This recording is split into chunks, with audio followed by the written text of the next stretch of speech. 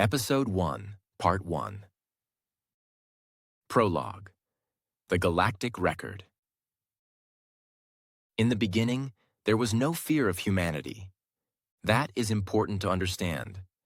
Fear only comes later when mistakes are recognized. For most of galactic history, the universe was a quiet place. Not empty, not peaceful, but predictable. Civilizations rose, expanded, stabilized, and eventually slowed. The pattern repeated often enough that it became doctrine. Young species fought themselves. Older species governed them. Ancient species observed and intervened only when balance was threatened. By the time humanity began transmitting radio signals into space, the galaxy had already categorized thousands of worlds like Earth. Classifications were unemotional. Atmosphere, survivable. Dominant species, biologically unimpressive. Social cohesion, unstable. Technological trajectory, uneven. Probability of self-destruction within 2 centuries, high. Earth was not ignored because it was unimportant. It was ignored because it was familiar. The observers recorded humanity's early milestones. The splitting of the atom was logged as dangerous but expected. Orbital satellites were noted as inevitable. Digital networks were flagged as volatile. What concerned them was not human intelligence. It was human persistence. Humans failed repeatedly and continued anyway. Wars did not end progress. Plagues did not end innovation. Internal division did not slow technological acceleration. Still, none of this suggested dominance, only survival. And survival, in galactic terms, was common. The Watchers. The first species to formally monitor Earth were not conquerors. They were archivists. Their civilization had peaked nearly 1 million years earlier. Expansion bored them. Conflict disgusted them. They cataloged emerging species the way humans once cataloged wildlife. From a distance, with curiosity, without attachment. They saw humans invent weapons before they perfected medicine. They saw borders harden, collapse, and reform. They saw technology leap forward during periods of war, not peace. This, too, was familiar. Many species evolved this way. Very few survived it. The archivist's report concluded with a single note. Species demonstrates unusual tolerance for sustained crisis. The phrase was filed and forgotten. Humanity enters the equation. The moment humanity became a problem was not when it built its first interstellar engine. It was when that engine worked.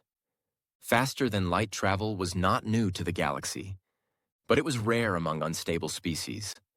Most civilizations discovered it after long periods of unity. Humans discovered it while still divided. That contradiction triggered alerts across multiple observation networks. Humanity had crossed a threshold early, and thresholds mattered.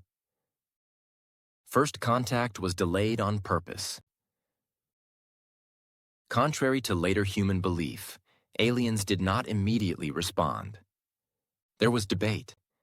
Some argued that early contact would stabilize Earth. Others warned that humans were psychologically unprepared. A minority argued something more troubling.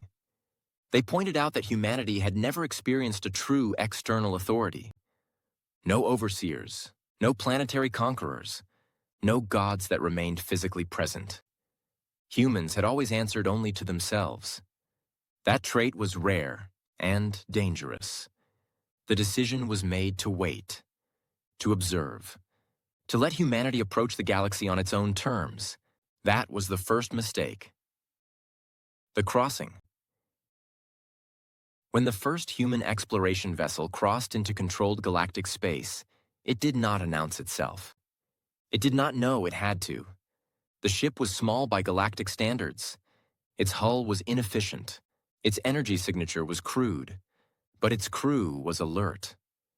They noticed the anomaly before the anomaly noticed them. Space bent incorrectly. Radiation patterns shifted. Sensors reported contradictions. Humanity's first interstellar encounter began not with words, but with curiosity.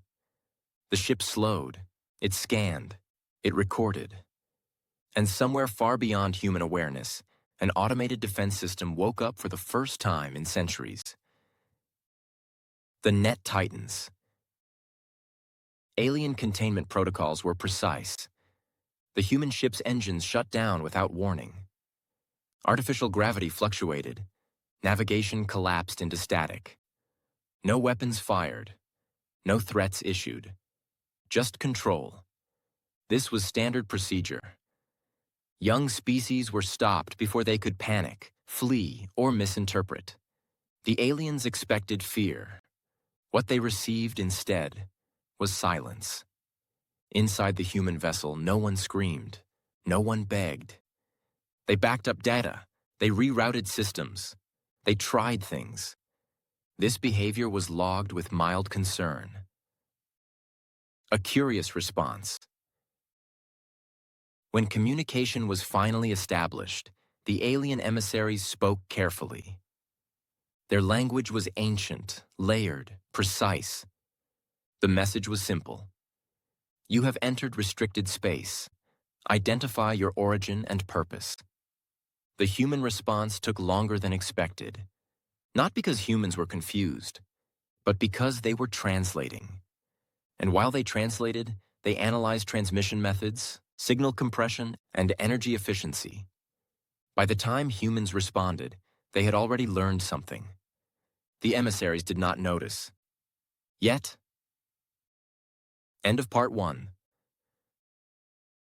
The galaxy believed it was correcting a minor error. Humanity believed it had found something extraordinary. Neither side understood the consequences. Not yet.